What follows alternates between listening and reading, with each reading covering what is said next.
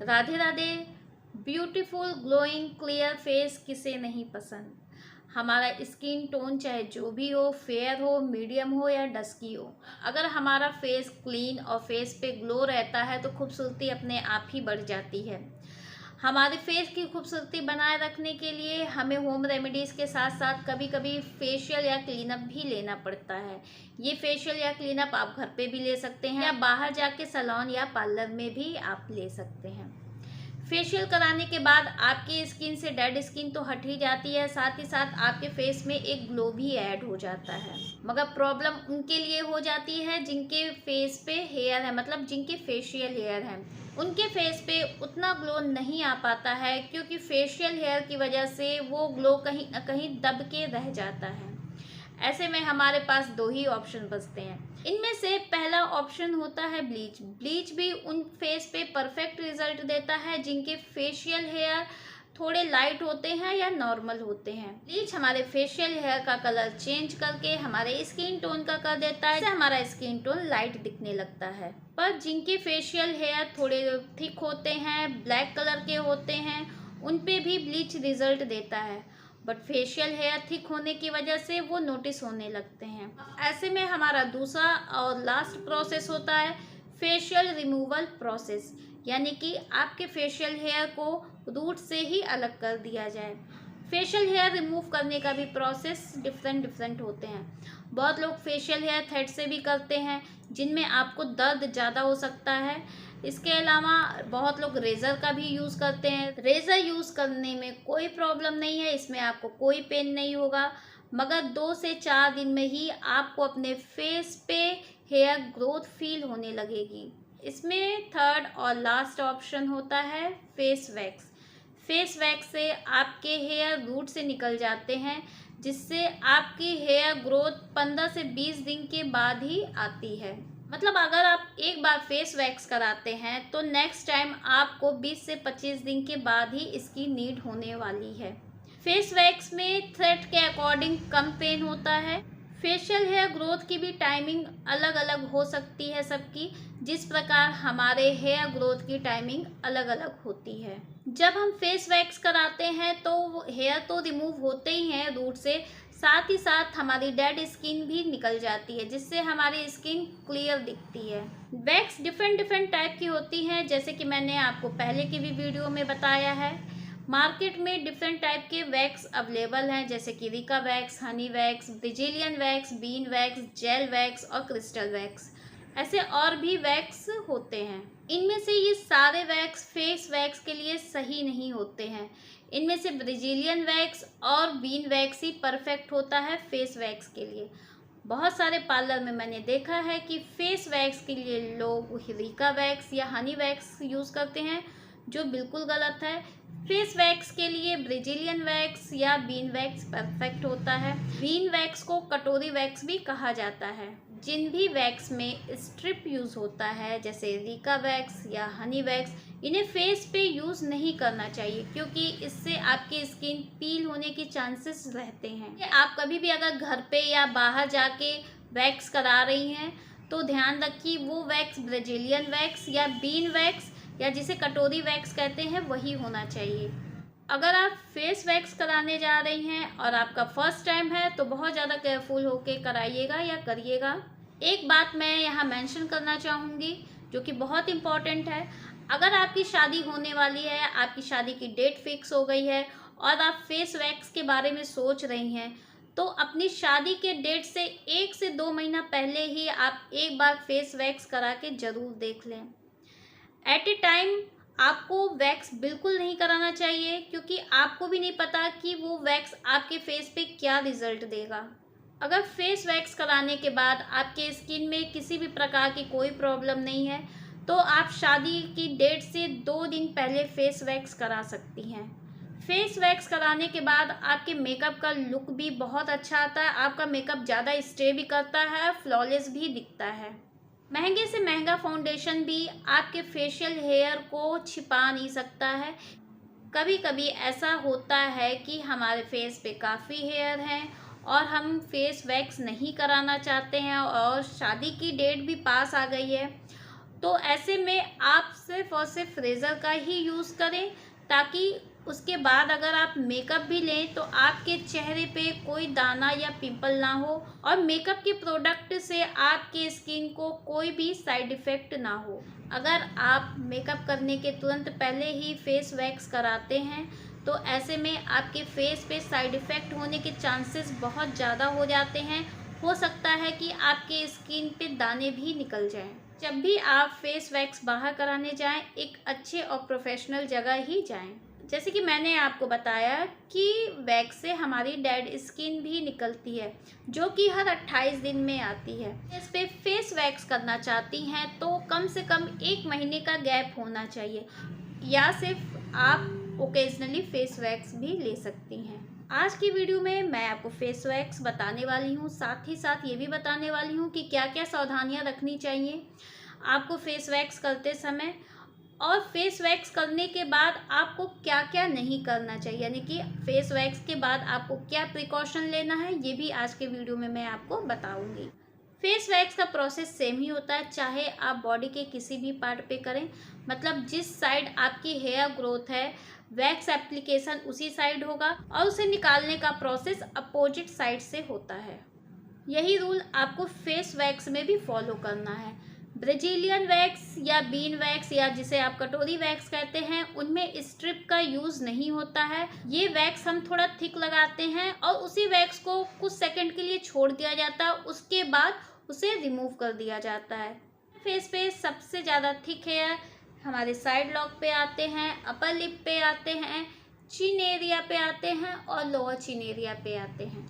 हमारे फेस पे thick hair growth होने के कई रीज़न हो सकते हैं, जैसे कि हार्मोन्स डिसबैलेंस, हेरिडिटी, मतलब आपके मम्मी दादी या नानी में अगर किसी के फेशियल हेयर थिक हुए हैं तो आपको भी हो सकते हैं। कभी कभी हम जो मेडिसिन लेते हैं उसके साइड इफ़ेक्ट से भी आपके फेस पे हार्ड हेयर की ग्रोथ हो सकती है।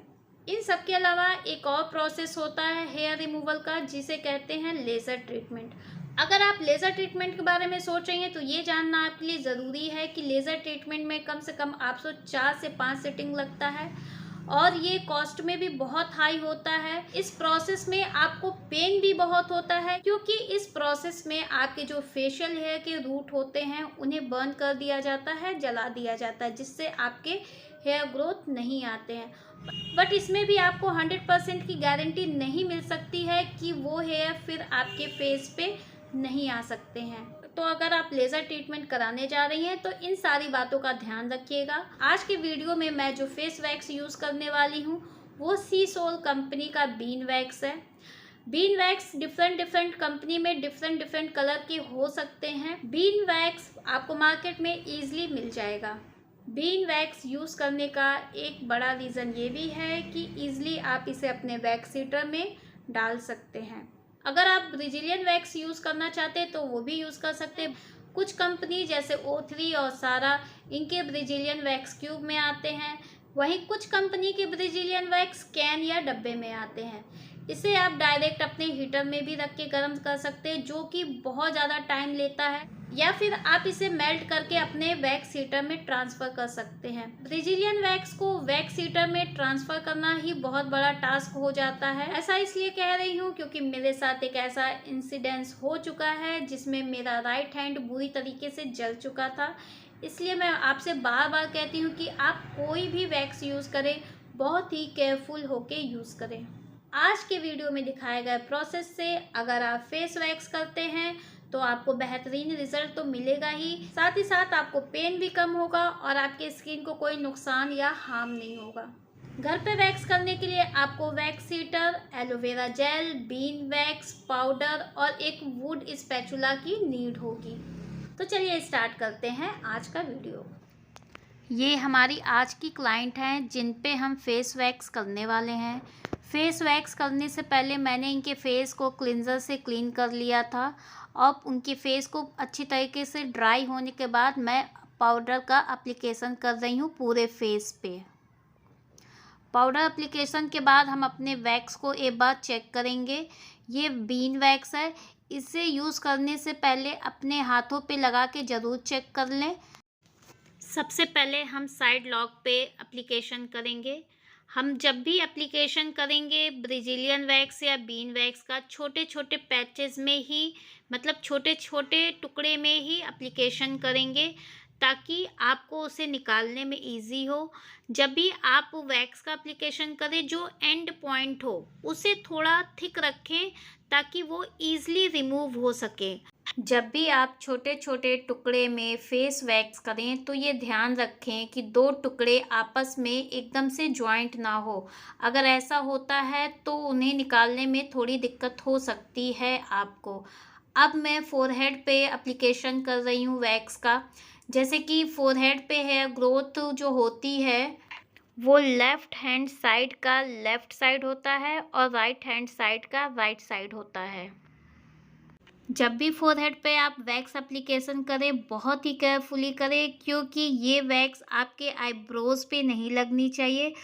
अब मैं नोज़ पे एप्लीकेशन कर रही हूँ। नोज़ पे मैं 2 पार्ट में एप्लीकेशन करूँगी। अगर आपके क्लाइंट में नोज़ रिंग या नोज़ पिन पहना हुआ है तो आप इससे निकलवा दें अगर ईज़िली निकल जाए तो। मेरे क्लाइंट का ईज़िली नहीं निकल रहा था इसलिए मैंने इसे रहने दिया। इसके बाद जब हम वैक्स रिमूव करेंगे तो स्किन को टाइट करके ही जो एंड पॉइंट होगा उसे हल्का सा रिमूव करेंगे। उसके बाद उसे पकड़ के अपोजिट डायरेक्शन में खींचेंगे। फोरहेड का वैक्स रिमूव करते टाइम हम राइट साइड का वैक्स लेफ़्ट साइड में रिमूव करेंगे और लेफ़्ट साइड का वैक्स राइट साइड में मतलब अपोजिट डायरेक्शन में इसे खींच के रिमूव करेंगे। साइड लॉक का एप्लीकेशन करते समय हम हेयर को टाइटली पकड़ के रखेंगे ऊपर के साइड ताकि उसमें वैक्स ना लग जाए। वैक्स लग गया तो जब आप वैक्स रिमूव करेंगे तो आपके हेयर भी रिमूव हो जाएंगे। वीन वैक्स या ब्राज़ीलियन वैक्स कभी भी थिन लेयर में नहीं लगता है, वो हमेशा थोड़ा से मोटे लेयर में ही उसको लगाया जाता है क्योंकि उसमें स्ट्रिप का यूज़ नहीं होता है। अगर आप इसे पतले लेयर में लगाते हैं तो वैक्स रिमूव करते समय आपके क्लाइंट को बहुत ही पेन हो सकता है। चिन पे वैक्स एप्लीकेशन करते समय हमेशा नीचे के साइड एप्लीकेशन होगा और जब इसे रिमूव करेंगे तो नीचे से ऊपर साइड में ही इसे रिमूव करेंगे। और जब हम नोज़ एरिया पे एप्लीकेशन करेंगे तो उसे भी हम नीचे के साइड ही करेंगे और उसे रिमूव करने का डायरेक्शन ऊपर की साइड में होगा। जब भी आप क्लाइंट का वैक्स रिमूव करें अपने हाथों से स्किन को ज़रूर टाइट कर लें। वैक्स रिमूव करने के बाद अगर कुछ सेकंड के लिए आप अपने हाथों को क्लाइंट के फेस पे रख देते हैं तो क्लाइंट को पेन कम फील होता है। अपर लिप पे भी सेम प्रोसेस फॉलो होगा जो हमने फोरहेड पे फॉलो किया था। मतलब राइट हैंड साइड में राइट हैंड साइड एप्लीकेशन होगा और लेफ्ट हैंड साइड का लेफ्ट हैंड एप्लीकेशन होगा। बट जब हम इसे रिमूव करेंगे तो अपोजिट साइड में ही करेंगे जैसे हमने फोरहेड में किया था। हमेशा एंड पॉइंट आप थोड़ा थिक ही रखिएगा। अपर लिप का मैं लेफ्ट हैंड साइड का सबसे पहले रिमूव करूँगी जो कि राइट हैंड साइड में होगा और राइट हैंड साइड का wax remove left hand side होगा। इस बात का आप हमेशा ध्यान रखिएगा। फेस वैक्स कंप्लीट होने के बाद मैं फेशियल स्पंज को गीला करके फेस को क्लीन करूँगी और कोई भी एलोवेरा जेल लेके मैं यहाँ वाव का एलोवेरा जेल ले रही हूँ उसे पूरे फेस पे अप्लाई करूँगी ताकि आपके क्लाइंट को कूल भी फील हो और साथ ही साथ रिलैक्स भी फील हो। पूरे फेस पे जेल एप्लीकेशन करने के बाद आप इसे 3 से 4 मिनट के लिए छोड़ दीजिए। इतने देर में एलोवेरा जेल स्किन के अंदर एब्जॉर्ब भी हो जाएगी और हमारे स्किन के ऊपर एक प्रोटेक्शन लेयर भी बना देगी। 3 से 4 मिनट रेस्ट देने के बाद आपको बहुत ही हल्के हाथों से क्लाइंट के फेस पे हल्का मसाज देना है ताकि वो जो एक लेयर है वो अच्छे से स्किन के अंदर एब्जॉर्ब हो जाए और हमारे स्किन पे एक ग्लो का भी इफ़ेक्ट दे। फेस वैक्स का प्रोसेस कंप्लीट हो गया है। प्रोसेस कंप्लीट होने के बाद हमारे क्लाइंट के फेस से सारे हेयर तो रिमूव हो ही गए हैं, साथ ही साथ डेड स्किन भी हट गई है और स्किन पे एक ग्लो भी ऐड हो गया है। लास्ट में आपको सनस्क्रीन एप्लीकेशन करके क्लाइंट को फ्री कर देना है। दिखाए गए वीडियो में जब मैंने वैक्स एप्लीकेशन किया था अपने क्लाइंट के ऊपर, मैंने अपना वैक्स हीटर ऑफ ही रखा था। एक बार आपके वैक्स का टेम्परेचर सेट हो जाए तो आप उसे ऑफ कर दीजिए, और जब आपको ये लगने लगे कि वैक्स थिक हो रहा है, मोटा हो रहा है, तो फिर से आप वैक्स हीटर ऑन कर सकते हैं। पर कभी भी आप वैक्स हीटर ऑन करके फेस वैक्स नहीं करेंगे, क्योंकि वैक्स उसमें गर्म होता रहता है। तो अगर आप इन बातों का ध्यान रखते हैं तो आपके स्किन पे कोई भी साइड इफेक्ट नहीं होगा और ना ही आपकी स्किन बर्न होगी। फेस वैक्स प्रोसेस कंप्लीट हो जाने के बाद आपको किसी भी प्रकार का कोई भी ब्यूटी प्रोडक्ट अपने फेस पे नहीं अप्लाई करना है। आपको 24 घंटे तक सिर्फ सनस्क्रीन, मॉइस्चराइज़र या नाइट क्रीम का ही यूज़ करना है।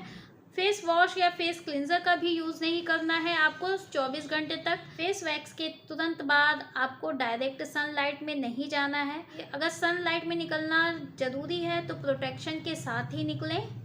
फेस वैक्स के कुछ घंटे तक हमारी स्किन सेंसिटिव रहती है, इसलिए हमें प्रिकॉशन लेना बहुत ज़रूरी हो जाता है।